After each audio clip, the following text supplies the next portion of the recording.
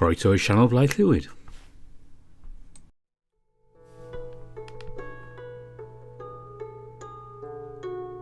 Yes, we're back at the Minotaur Hotel again. See what's going on with Asterion and the rest of them. A quick couple of notes before we get started.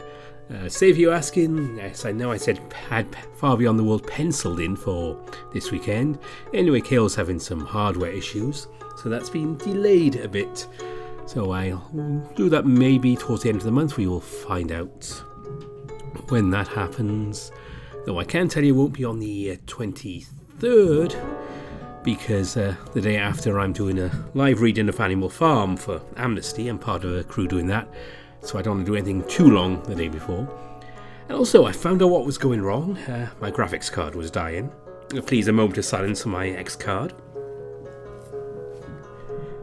So I'm using a temporary one, which hopefully will get us through this recording, which someone found for me, and I do have a new one on order, so hopefully within a week or two everything will be back to normal and we can continue without issues. And like I said, we'll carry on with Tennis Ace with a bit of a longer video than last time when that's all working. I guess those are those little notes there. So it's time to pick up where we left it last.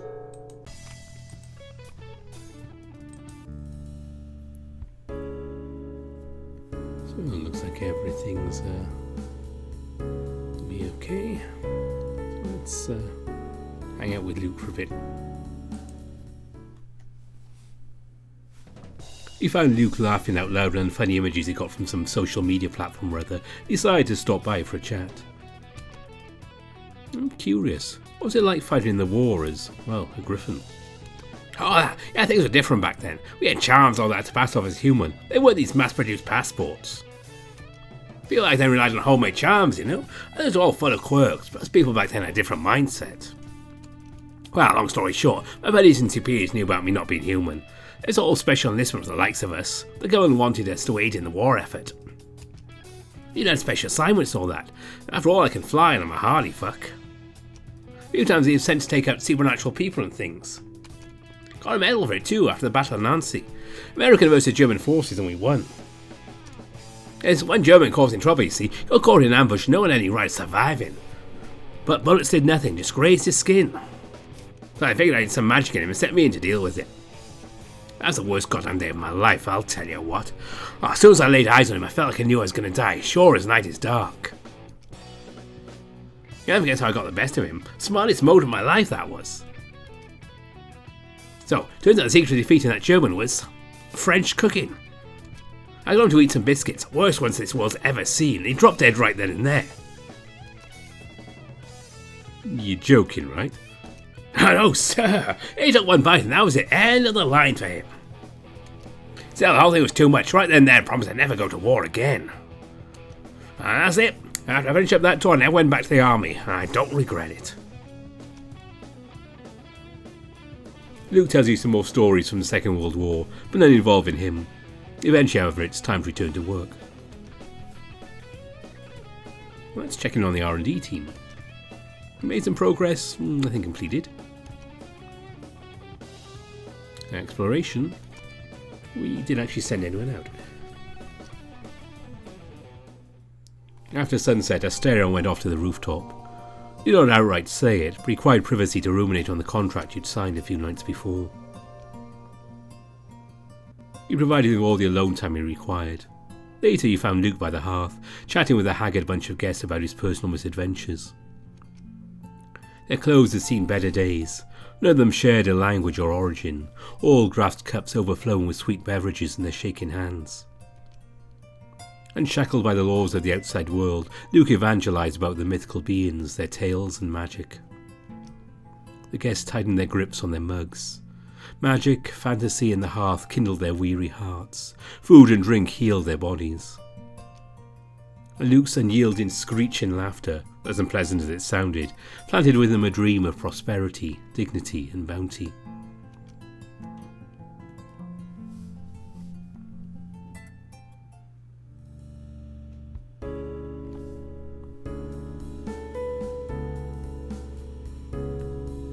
So let's see.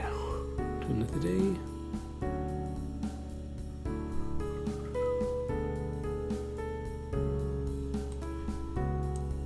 should do some searching today, I think.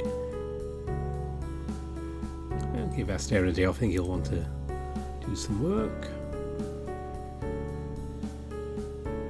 There we go.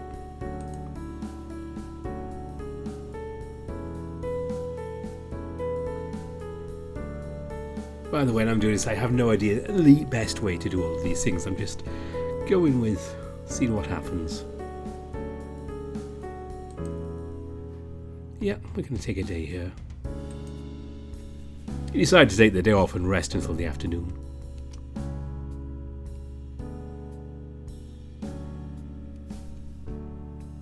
So let's check on the R&D team. Made some progress, but no project is completed. And Luke was out exploring. Found 3 raw materials. Ooh. Other than that, nothing much. Tonight it is Coach who hosts the Hearthside Circle. He gifts his audience with tales about the Minotaur's hospitality and the hotel's traditions. The guests he entertains are a peculiar bunch. They remain enraptured by his words all the same.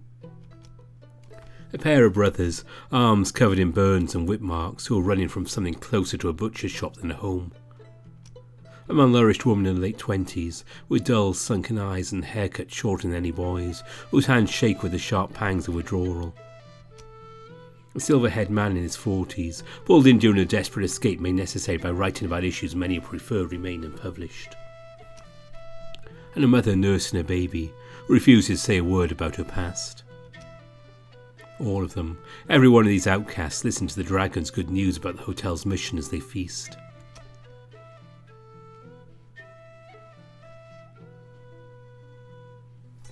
Time often flows in circles. Just a century ago, this same scene played out. A preacher singing praises about the hotel to guests dreaming of a permanent home. Much like tonight, their throats had twisted into knots and their chests had constricted. The grace they felt was so great it became unforgivable. Back then, they were given a future. It was taken again by Clement and his madness, and all who pledged to accomplish the hotel's mission were lost. That won't happen again, however. Tonight, when they look at you and Asterion, masters of this land, there is dew in their eyes and a vow of silence upon their lips. Not a single word is needed. These sailors see the captains of this ship. In the lounge, the guests slouch in their seats. The sounds of cutlery and laughter fill the room. There are no conspicuous glances towards your partner, although some guests have taken to greeting you and Asterion with a warmth so contagious it kindles the hearth's flame. This is the hotel's new normal. Tonight, Asterion makes firm brushstrokes on his tablet. His eyes pore over the screen, shifting away only when he cannot contain a giggle. You let him enjoy the moment, whatever it is he is doing. Meanwhile, you entertain yourself with watching the crowd. The kobolds are huddled together in the corner of the lounge, watching as Kota takes meals to the guests. One of them catches you looking their way, jumps back and frightens the others. They scurry out of the lounge, only for a brief while. Not 10 minutes later, however, the timid vagabonds return, and this time they're there to stay. You look away and leave them be, but as the night progresses you catch them approaching the counter. They pick up on Kota taking meals to the guests, and like children imitating an esteemed adult, do the same. Napkins, salt shakers, cutlery, even candy from the bowl behind the bar counter is snatched up and handed out with artless insistence to the guests. The chubby one approaches a couple with a pair of spoons and gives them a pout and frown till they make the best attempt at eating their main course with the proffered utensils. The darker kobold makes sure everyone has a clean napkin, while the lighter one struggles with the notion that coffee-flavoured candy, that heaven-sent blessing bestowed only upon the most worthy, is an inadequate appetizer. In time you two are graced with a spoon and expected to use it, despite not yet having a meal.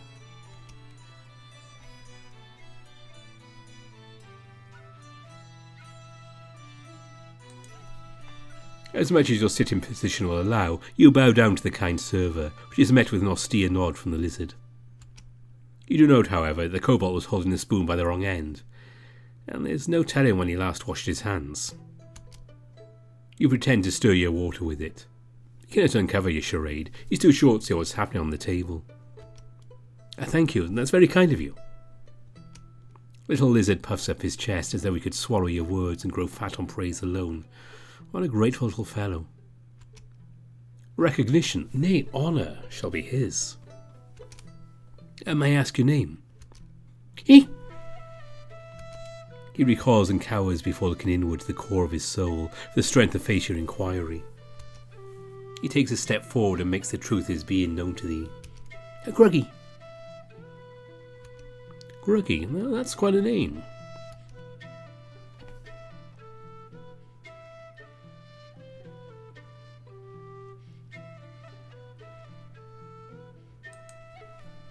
Gruggy beams at your stream of compliments. What a pleasure it is to have one's talents recognised. Now, if you'd be so kind, could you tell me your friends' names? They are Zepito and Nono. They are my brothers. I see. All of you do share the same fierce look, but there's no doubt about it. Mighty blood flows in your lineage.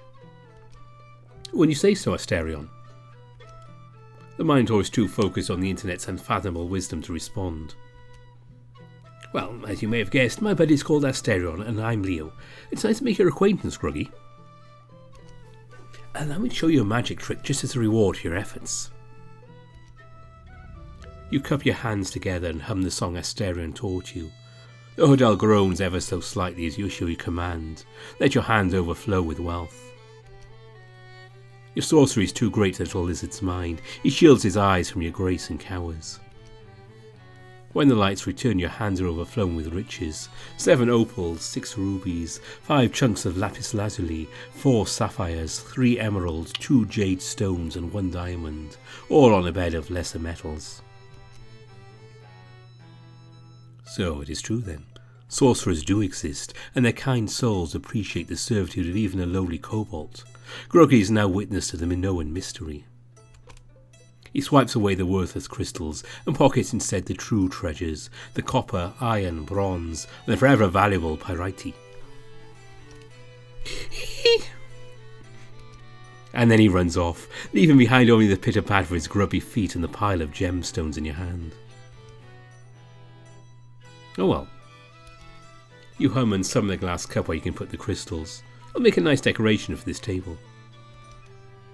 Well, at 12 you have grown quite familiar with your powers and duties. You taught me well. Only the powers. The duties in the hotel's mission. Those you have cultivated yourself. What can I say? I enjoy it. Giving a home to those who are lost is a worthwhile goal. You, of course, are chief among them. By this armband and by my honour, I'll make sure no villain will bring harm to my partner. The Minotaur takes one of the crystals, a lapis lazuli, and examines its surface. Oh, such a honey tongue. You're only saying this to bring my guard down. As soon as you have the chance, you'll strike. As we've discussed, I don't have it in me to do so. Besides, what could I stand to gain? Don't have enough precious gemstones as is. And it must be knowledge you seek. You'll demand that I deliver unto you all the secrets of the gods. If only. I'm afraid I have little interest in meddling with the Olympians. I've had more than enough already. Are you sure? Are there no questions stuck in your throat? Perhaps about, well, let us say, life after death?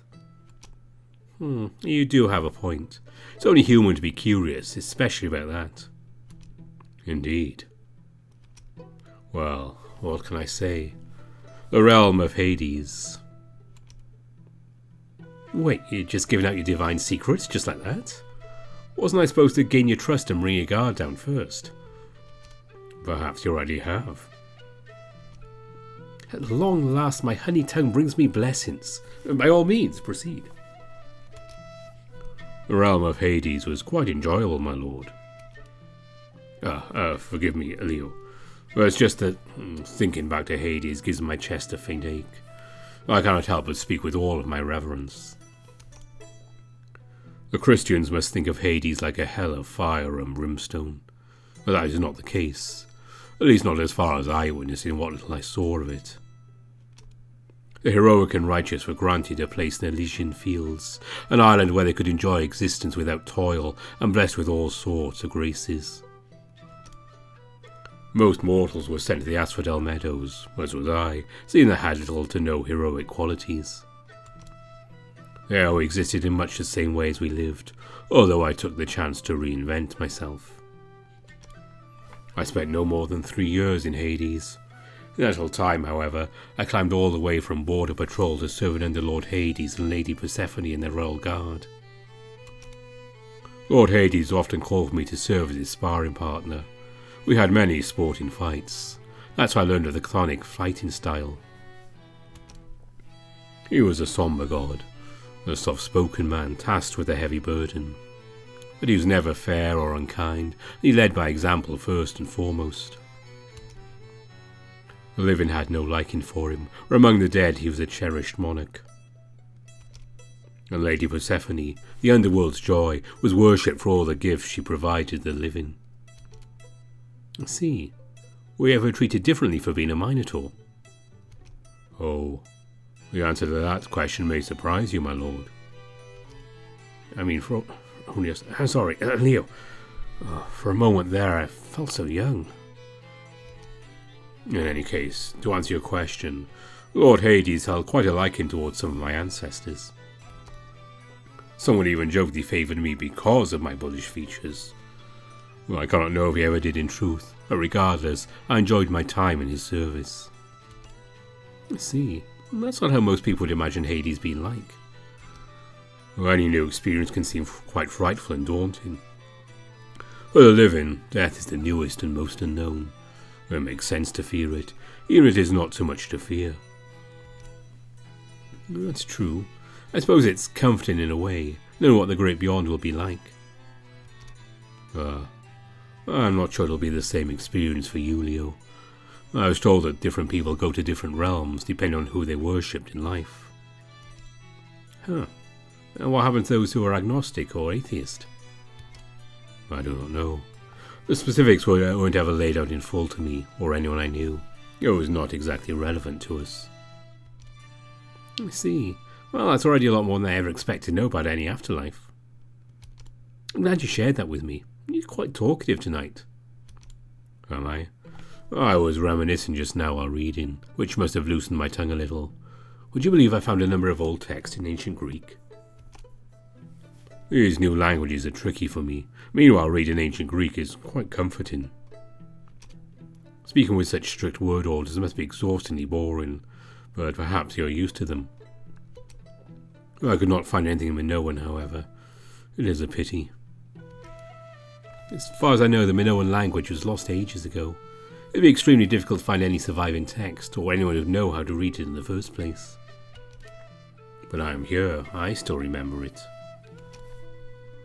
Master, Leo, please save my curiosity. The internet allows for things to be sent, correct? Is there a way for me to send them my language? I'm afraid that's not really how it works. We don't have translation magic outside. We can't just send a whole language over. But if you still remember it well enough, you could try writing it down. Grammar, syntax, vocabulary. Tell others how to read it. I'm sure we could get it out there later. There's a lot of people who would be grateful to have the Minoan language decoded. Huh. The Minotaur looks down at the tablet and flicks his ears. The screen shows a growing library of ebooks. That would be quite enjoyable. Long as it's been since I've given much thought to my native tongue. I could even try to recall my old poems. I wrote a few of them in Minoan. You write poetry? Oh, I used to. A bit here and there over the centuries as the muses inspired. Nothing significant, however. Hey, don't undersell yourself. Knowing you, I'm sure they must have been good.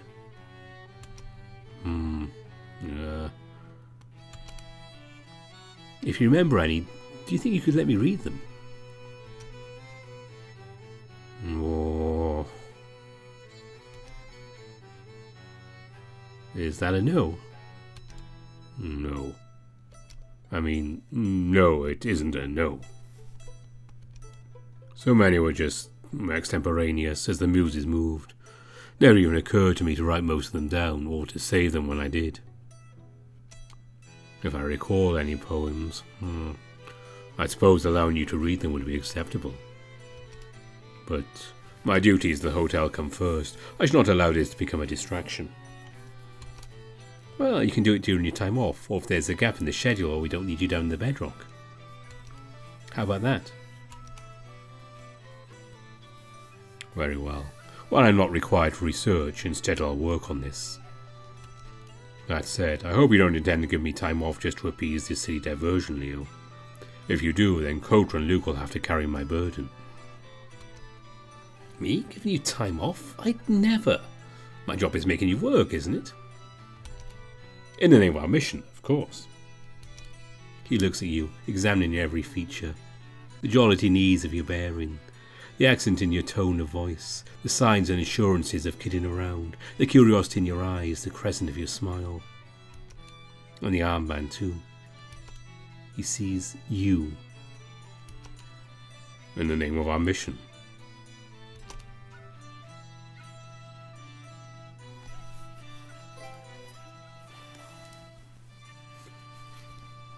There we go, now we can start work on that.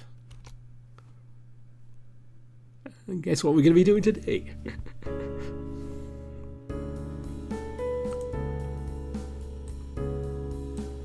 So let's give Asterion some time to help out there. I think Coulter and Luke should be okay here.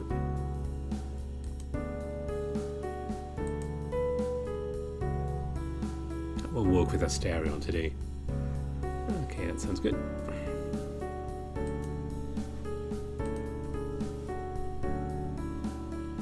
You allow Asterion yourself a day off to work on his project. So, if I recall, you wanted to help decipher your Minoan language and share it with the world? Asterion shifts left and then right, his tail and ears following along. Yes, that would mean a lot to me. I used the internet to look it up.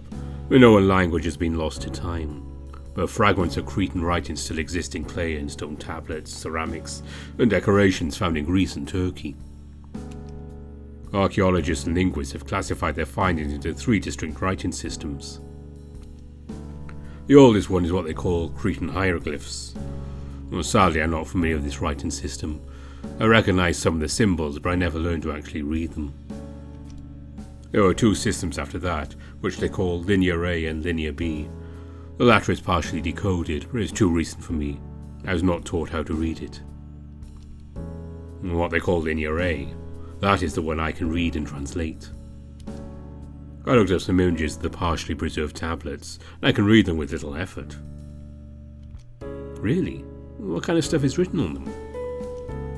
The ones I could find mostly kept business records, although I've seen 1 or 2 with proverbs and poetry fragments. Those really help to jog my memory. But I know not at all where to start with this. How do I share my translations? I have a hard time looking things up on the tablet, let alone writing them down on the text processor and sharing them. Well, I can handle that for you. Maybe while we work on this project, I can teach you a little more about how to use your tablet and phone.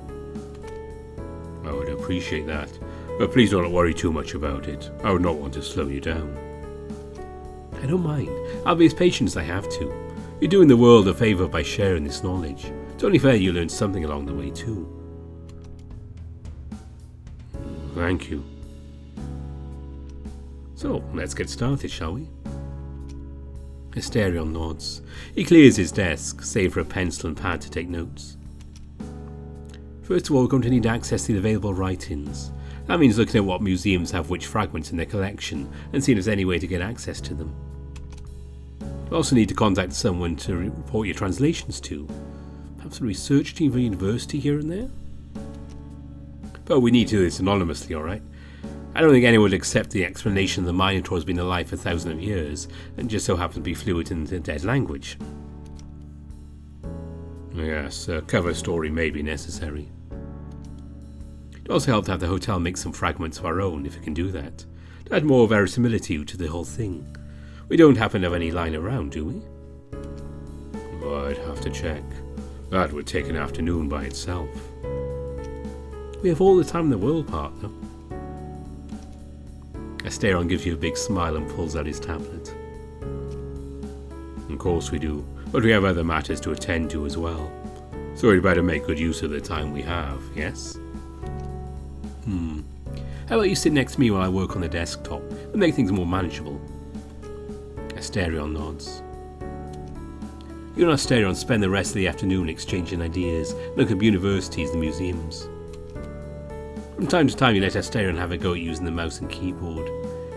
After a few too many instances of typing 3 letters in one stroke, however, he decides he vastly prefers his tablet's touchscreen. So let's check in on the R&D team. More progress. And Luke found more raw materials for us. Nothing else. Well past midnight, life raged on in the realm of the labyrinth. The dragon from the east proceeded with his investigation, asking the guests about travellers such as himself. When the inevitable answer came, however, not a pang of sorrow touched his heart. Had the search itself become pleasant after so many years? And the American Griffin, once so eager to partake in regretful escapades, couldn't resist the allure of the stars. One star at a time, he grasped the colossal universe in the palm of his hand. Meanwhile, the kobolds gave in to the peace of a mind-healing slumber, of a home found after who knows how long in the bone-chilling underground. As for our good lords, pristine-horned Asterion and diamond-granting Leo, tonight they delivered themselves to smaller pleasures. Fine wine summoned and enjoyed, delicate poems written and recited, and all of mankind's comforting inventions at their fingertips. As the pair watch a movie, side by side on the leather sofa, those fingers do fidget. One's clumsy digits, tense arms, even their stirring legs.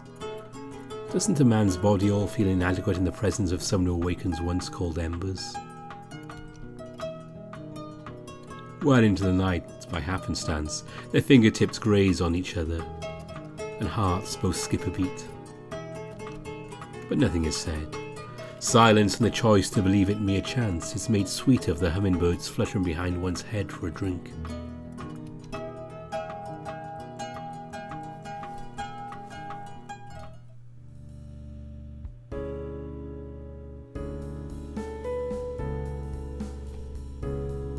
We made a good start yesterday, so I think we're going to do some more work with Asterion.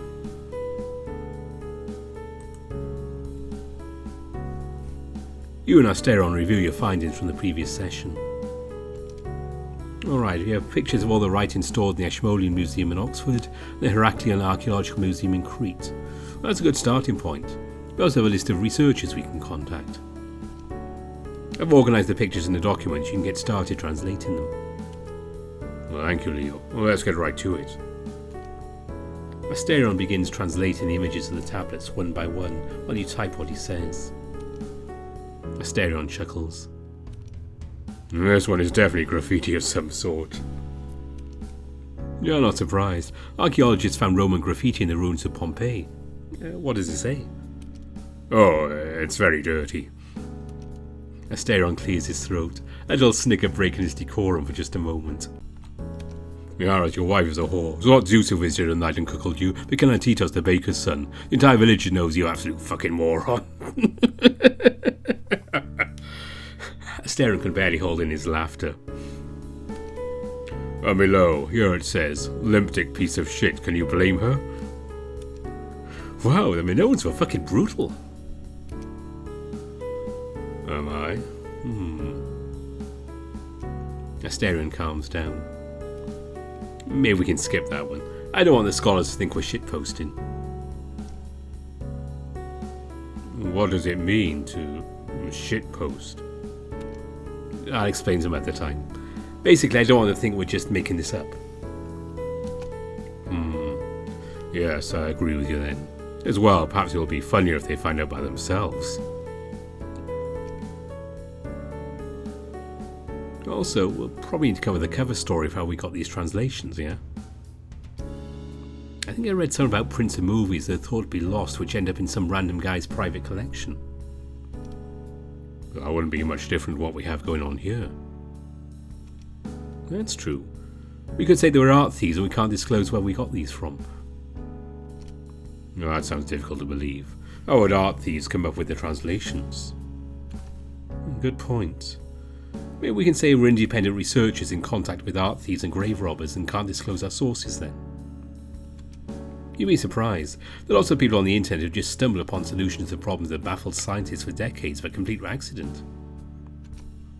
And people who do independent research out of love their discipline. It does not entirely convince me. We should think about it some more while I work on these. You spend the rest of the afternoon with Asterion, helping him write down his translations into the document, even letting him do it himself from time to time, to practice typing and using the word processor. By the end of the day, he's mastered the art of copy-pasting text and images, and you both have your perfect cover story.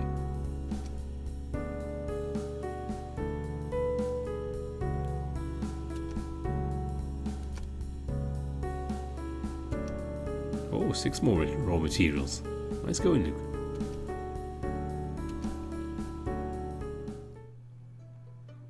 After your daily tasks are done, you return to the lounge to enjoy a meal and a moment of rest. You scroll through your phone while waiting for Kota to come and take your order. 10 minutes pass in the rigmarole of Kota's glacial politesse. You're well aware of the Eastern Dragon's tendency to take the time to introduce himself, to have short, courteous conversations with each and every guest, to do all he can to ensure they all have a most relaxing and rejuvenating experience. But the fact of the matter remains, he also has to work in the kitchen. Delays are unfortunate, but inevitable now that you're receiving more people. However, it still takes much longer than your worst estimate to be served. A performance artist to whom you are partial has held some new exhibitions in galleries you cannot see. He strictly disallows photography or videography of his work, so the interest you have in it is almost always met with the frustration of being able to see any of it in a more direct way than through critic descriptions. You wish you could share this frustration with someone. You look over your phone and search around with the ever-genteel dragon. The quickest of glances reveals no one drifting from table to table to welcome each guest.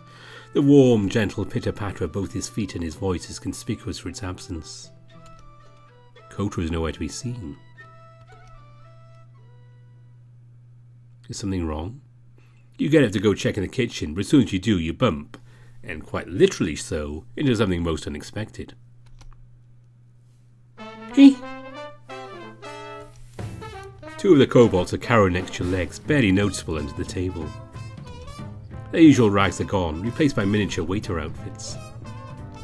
Their shirts are made of a delicate linen, the vest is tailored to their every measurement, and their bow ties and burgundy aprons are crisp and fresh. When the kobold jumps backwards to bolt, the darker one yanks his companion by the now crumpled collar. With his other hand, he pokes you with a piece of paper until you take it. No, said Peter. First you get the customer's attention, and then you write their order. Kota yanks the notebook from the kobold's grasp. And would it hurt to say hello or greetings just like I spent the morning teaching you? The doe-eyed darlings look downward, dejected and ashamed, barely containing their tears. What a shameful display. They sniffle once, twice, and Kota already regrets raising his voice. I am sorry, little ones. I will handle the orders, so you two go serve table 6 their meals. You've been doing a fantastic job with that. Can you do that for me? The dragon lays a comforting hand on either kobold's shoulder, and the gentle grace of his kind words reinvigorates the pair's enthusiasm. They scurry off towards the kitchen as Kota addresses you. Oh, I'm terribly sorry for the delay, though. I thought they had a solid grasp on this task. That's okay, Kota. I was really distracted. I should have noticed them. I'd prefer to greet and take the guest orders myself. It keeps the standards of our establishment high, you see. But at this rate, I don't think I can manage on my own. So you convinced the kobolds to wait tables? No, they asked of their own volition. These industrious little things seem to have taken a liking to me and are very eager to help. That said, I do wish their enthusiasm translated to good manners and proper etiquette. They were scrounging for scraps and wearing tattered clothes when they got here, Kota. One can assume they aren't familiar with the aristocratic table manners. Be more patient with them, they seem to be doing their best. Oh, indeed they are. I'm sure they'll learn the ropes sooner rather than later, and their help is very much appreciated. Groggy, please. Table 6 is the other way. As he turns, his shoulder spikes rip another chunk of his dress shirt. Oops. You think the outfits are a good idea? We'll figure something out eventually. It's better than having them run around wearing rags and patchwork. Oh, where are my manners? What would you like for me to get for you, Leo? Kota takes your order and returns to the kitchen. Then from the hallway you catch a familiar tune, a melodic clopping of hooves and chest rumbling hum. Your friend locks his gaze on you, but before approaching he meanders about. He nods to the men sitting at the counter, waves to a pair of women snacking to the side, and bows to a family and their children. To you, he smiles, but even after sitting he can't help but flick his ears and fidget his hooves. His open and close listening expression can often register some of the guests as blank or stony, but to you he smiles. Is this not an invitation? You raise your eyebrows and he giggles. You wait for him to speak and he merely snorts and leans back. Your petulant partner leaves you no choice but to take the bait. Seems like you're having a grand old time. Oh yes sir, a fine day it had been. And what exactly has made it so fine, The Minotaur rests his chin on a hand, then scratches his own ears, for his lips remain sealed. The prey shall not deliver itself. The hunter must give chase. Do I need to guess? Perhaps, if you wish to know at all. By the gods. One that you give rights to a man and not a week passes for he learns to keep secrets. Tell me, what stops me from ordering you to say it? Yourself only. Pardon the impertinence, but master you may be, at leadership you possess more than mastery itself. To be a leader or a master, the distance between the two is greater than the widest sea. At least you give me some credit. Now to guess what secret it is you're keeping. You ruminate on all that's happened so far, all the good and bad. What could leave Asterion in such a state? Could it be something related to Argos? Has the rascal tried and failed to come up with another of his schemes? We aren't given the chance to consider further. The Minotaur gets antsy and gives in. Well, let's not tarry. Hear it then. I just had a conversation with a few guests, and they wish to join us as staff.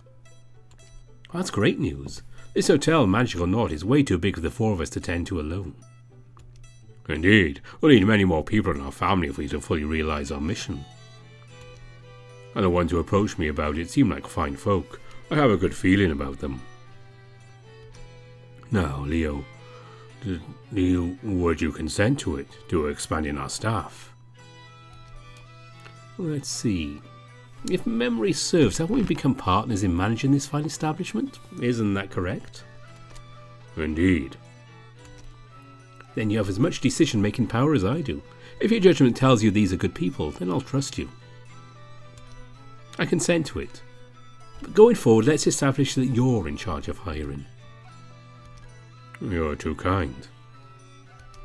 In that case, could I suggest or ask? You nod even before he's a chance to finish. We should hold a seminar to welcome and instruct our new staff. Don't you think so? You smile, and that says more than any oracle ever did.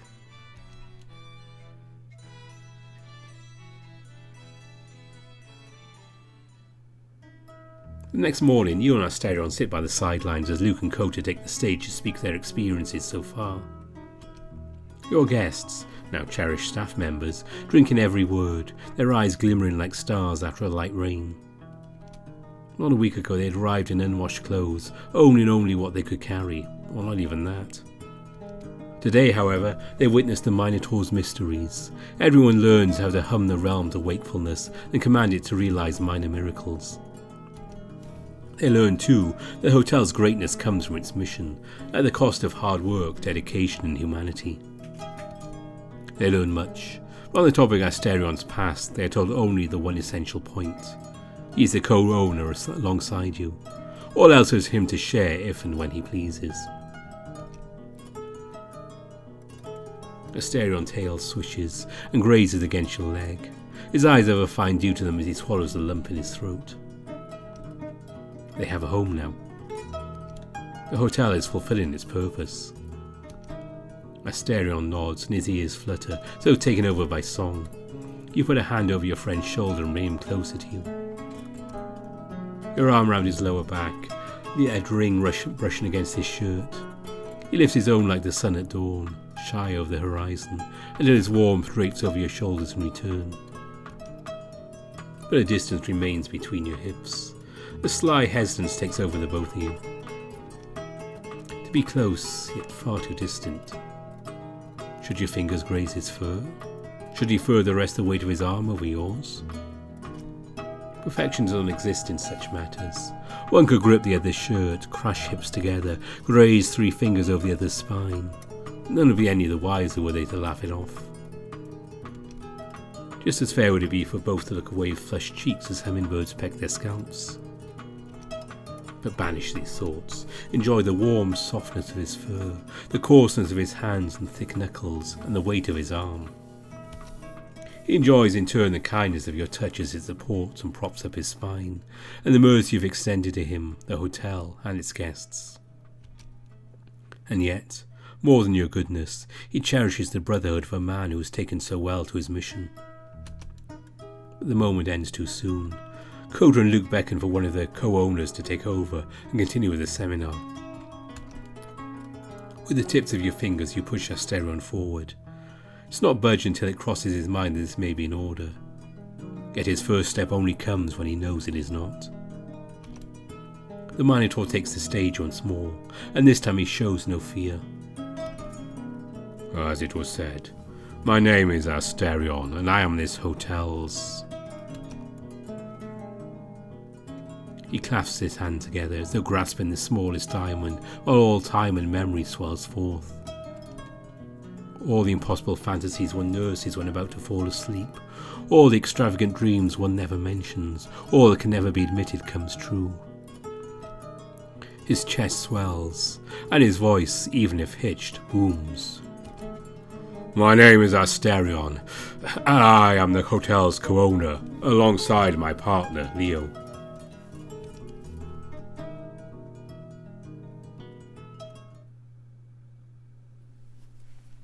Hinterlands 2, Deathless Aphrodite of the Spangled Mind. This will be a little difficult. I have to narrate it technically as P. One moment. The Bull and I set off. I drove on the roads by the cliff walls, passing by each of the decaying villages on our way up the hinterlands. I can never stomach their names. Bloody goat, skin tapir, and a crown jewel, drowned tapir. The boy asked to have a dozen more questions about the charm. I answered just enough of them to keep him happy without him having run his mouth off. He'd ask the one question that mattered, though. Oh, where are we going, sir? We're visiting a family friend. She's the one who gave me the tip out of Minotaur at the bottom of the valley. Her name's Nini, and she's about 100 years old. Paralysed on the waist down because of some accident, then bedridden after she got a bad case of Parkinson's. 7 strokes, diabetes, high blood pressure. On top of all that, she lives off candy and table salt. Nothing can kill her. Well, except loss. A while ago a dog died, ran over by a car, and that almost got her. So, if you catch my meaning, Nini's a very sensitive and kind old lady. Treat her with respect. Aye, I can do that if she gives me the same kindness. If anything, she'll give you too much of it as long as we don't get her angry.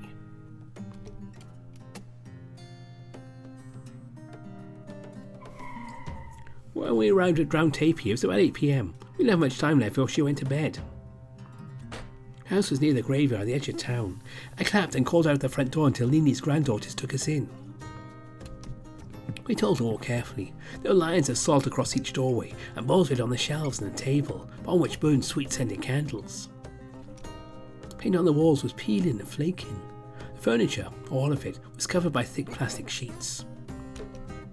There were half a dozen young women around the dining table, all of their gazes locked onto the flat-screen TV playing an old grainy soap opera. And off to the side came a voice I knew too well, Sweeter than cane sugar and more nauseating as well. By the heavens, is that an angel I'm seeing?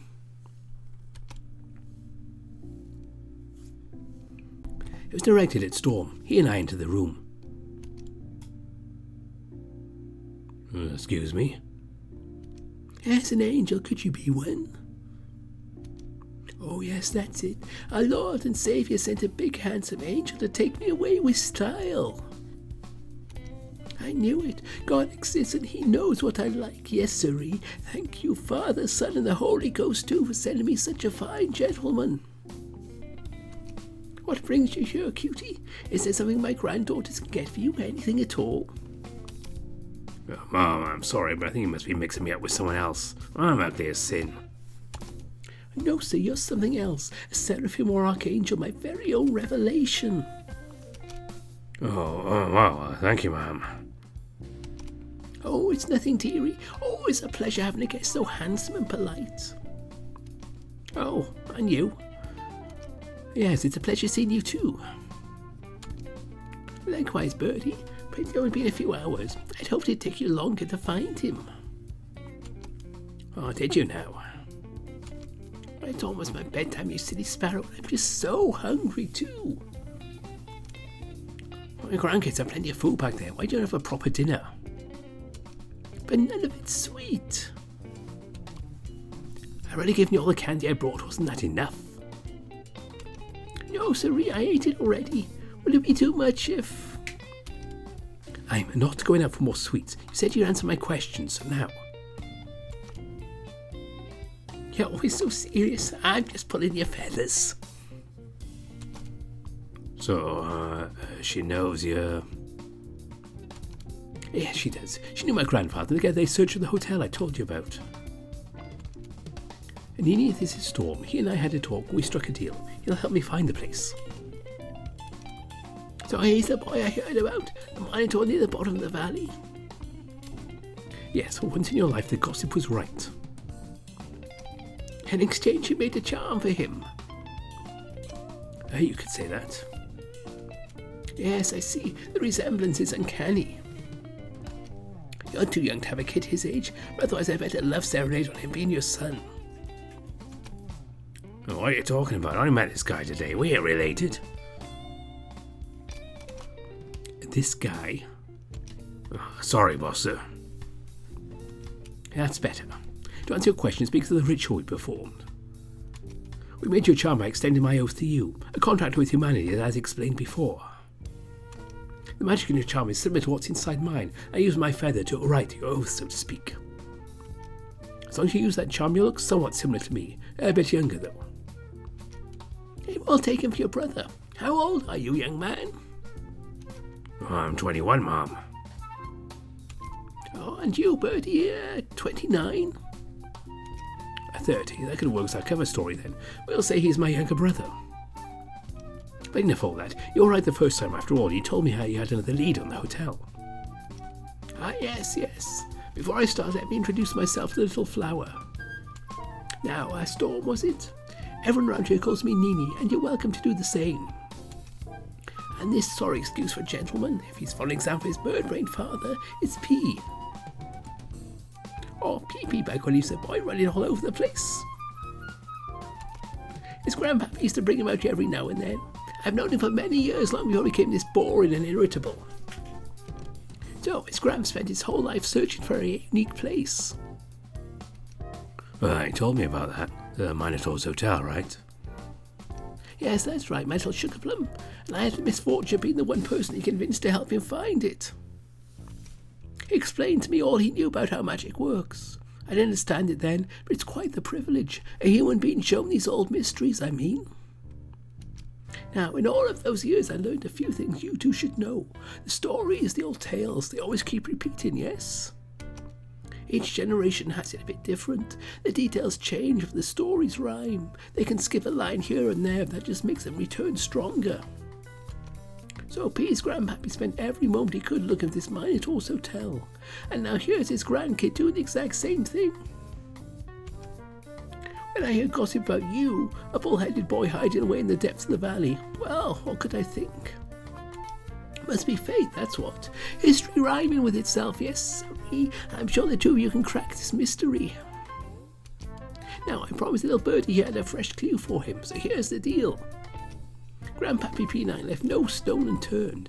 We tried everything but couldn't find that damned hotel. I'd already given up on it many years ago. I had a dream last night and I think it's fate. I dreamt of a mountain, its peak and the path up to it covered by fog thicker than night. Your grandpappy was with me, trying to climb it. It's impossible to see a foot ahead. And then I saw them, all 12 of them, pale and thin like clouds. The ghosts of the 12 people your grandfather killed. He didn't kill no one. He wasn't even there when it happened. He snitched on them and that's why they died in the first place. If that ain't murder, you can call it whatever you want, it's just as bad. But listen now, my dream showed the solution to all this. The 12 dead told me and your grandpappy the path to the hotel will reveal itself when our remains are laid to rest. This had to be it, boys. Your grandpappy and I checked every godforsaken rock in this hole looking for that hotel, but nothing, nada, zilch.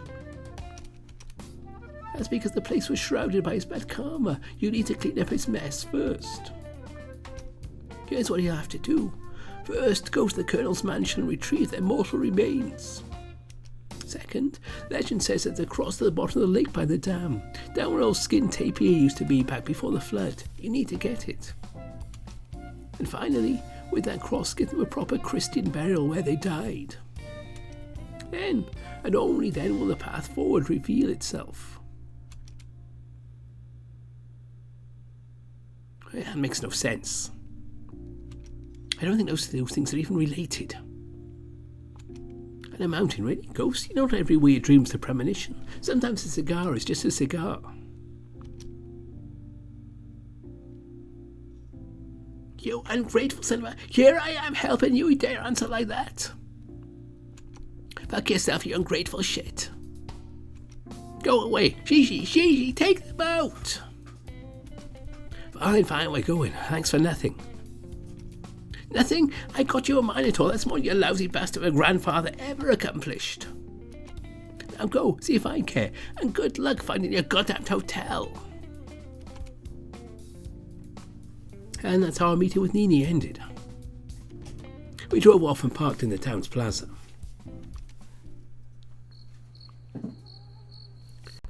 The lamppost harsh yellow light cut the night. A dull buzzing reaches from the clouds of bugs swarming the lights. I gathered my thoughts and every lead I had so far. Well, that was a waste of time. Well, I'm lost. Things have been going well until they weren't.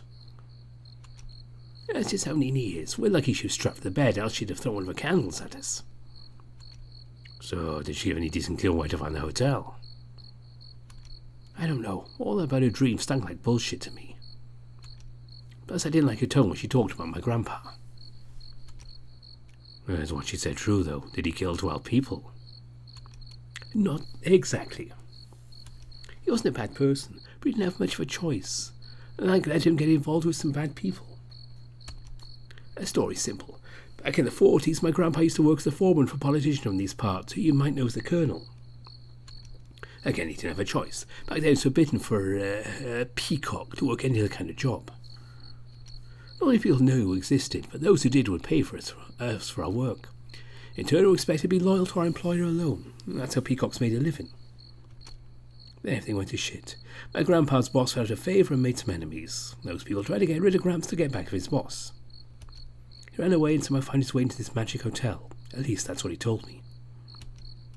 There was a Minotaur there who paid him in diamonds. He was safe from all the mess going on around here, so he planned on staying a few years to save up the money and then, well, get together with his sweetheart and live however they pleased. But then again, things went to shit.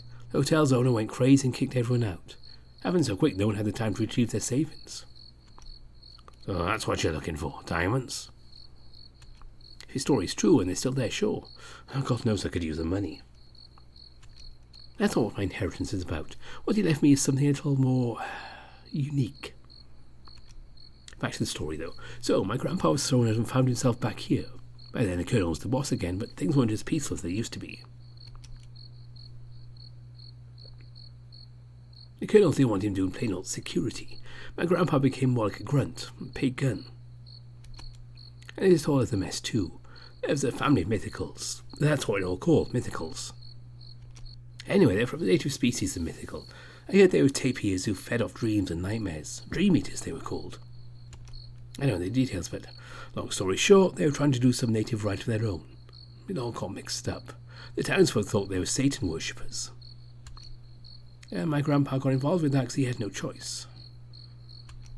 Because he got kicked out of the hotel and didn't want to get gutted by his old employer. A few of the Dream Eaters managed to escape, but 12 died.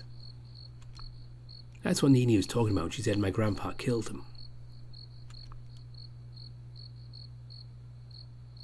So you think that's what you got to solve? Think about their mortal remains? I'm not sure. Violent deaths like that can create curses which can linger on and do all sorts of evil. Might be worth a shot, even though I'm not sure that's a solution to my problem. Well, the colonel died last week, sir. Rumors his wife snuffed him out to get their inheritance. There's a whole lot of shit going on over there with the colonel's relatives showing up out for revenge.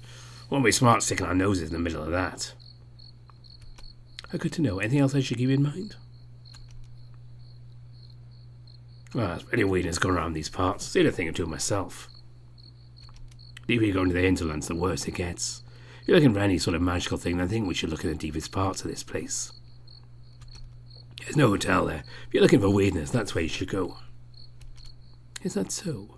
So you say you used to see weirdness? Well, not seeing exactly, but I hear things from people who have. Good to keep in mind. I might have to pick your brain for info as we go. For now, though, you're homeless, right? Yeah. You okay with staying with me? I booked a room at the inn, so you'd have a bed at least. It'd make it easier and quicker for us to start the day tomorrow. Oh, sure. That sounds better than sleeping on the ground. Good. So first things first, we're getting some food and then calling it tonight. But you need to take a shower first. You stink. Christ, you're a cunt. I sure am. We drove off.